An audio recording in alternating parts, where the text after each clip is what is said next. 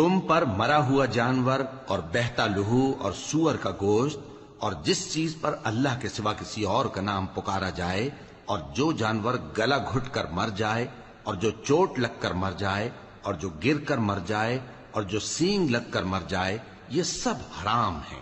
और वो जानवर भी जिसको दरिंदे फाड़ खाएं, मगर जिसको तुम मरने से पहले ज़बह कर लो। और वो जानवर भी जो गैरुल्लाह के आस्ताने पर ज़बह किया जाए, और ये भी कि पासों से किस्मत मालूम करो। ये सब गुनाह के काम है। आज काफिर तुम्हारे दीन से नाउम्मीद हो गए हैं, तो उनसे मत डरो और मुझी से डरते रहो। आज मैंने तुम्हारे लिए तुम्हारा दीन कामिल कर दिया है और अपनी नेमतें तुम पर पूरी कर दी और तुम्हारे लिए इस्लाम को बतौर दीन पसंद कर लिया।